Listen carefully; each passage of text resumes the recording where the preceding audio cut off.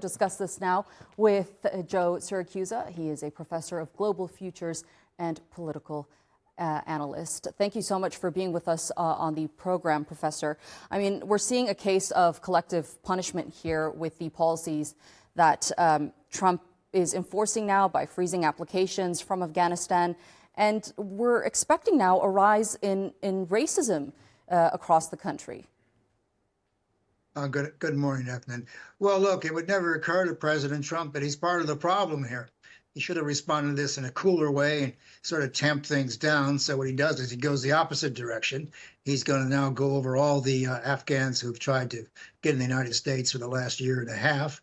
And I think several months ago, he did ban migrants from Afghanistan. That group that this guy was in was that special category of people who had served loyally with the United States forces in Afghanistan. So, you know, he's already on the warpath. And to use this as an excuse to send in more troops who have been told by a judge that they don't belong there suggests to me that this is the wrong way to go. Now, look, the loss of life is always lamentable.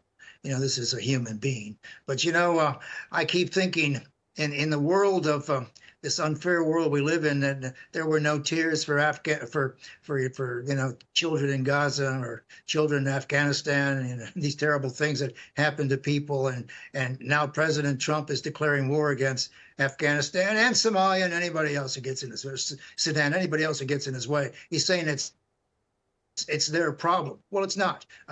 Guns in America are a serious problem. Children shoot children. There are school shootings. There are about 500 mass shootings this year. America is a country of 340 million people with over 500 million registered guns. God knows how many are not registered. And I've said on your show, and when we brought the National Guard in, that it was just a matter of time before someone takes a shot at these guys. They're not cops, but they're walking the beat. And they're sitting ducks. But look, to draw this collective thing, and you know, during the 1930s, there are a number of nations whose names I will not mention did the same thing. If somebody did something to one or two people, you know, they were used as an excuse to come down with the hammer. But this is not the way to respond to this, and this is not Joe Biden's fault. I mean, you mentioned the National Guard troops. Trump has already used this incident to deploy more National Guard troops to the Capitol. And we know the ICE raids are well underway. How much worse can we expect things to get for people of color within the United States, those who are legally residing in the United States, and even citizens of the United States? Well, it's going to get pretty hard. You know, a third of Americans are newcomers. That is, in the last 50, 60 years, they've come in. My own grandparents all came from Sicily in the 1880s. I mean, America is a nation of immigrants, and we have a melting pot, which is intermarriage, which has worked pretty well. And so, you know, that's supposed to work. This idea of singling out people, and this is what we call a nativist response against all newcomers.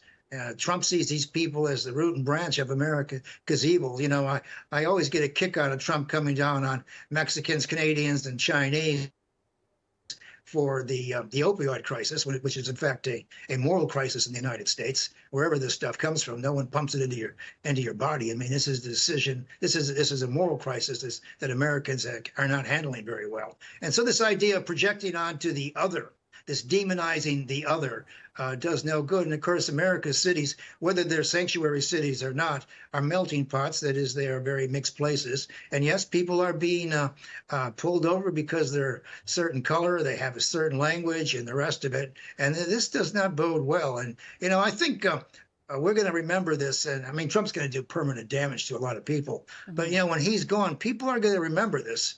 And so goes his legacy. I mean, if this is how he wants to be remembered, he's not going to be remembered well. But this idea of overacting or overreaching using one case, we don't know what the motive is. And I always get a kick out of American authorities. You know, after someone's killed somebody, they sit around for a long time and they want to know what the motive is. I mean, who knows why somebody kills somebody else? You could look for a motive all your life and not find one of these things. The fact is, the man killed him. He performed a capital act. It's a felony. It's a felony in Chicago, Cleveland, and Los Angeles. It's a felony in Washington, D.C. But this idea of punishing people from a certain group because one person did it, I mean, it's not only illogical and unethical, but it's immoral. And, you know, I hope people see this for what it's worth.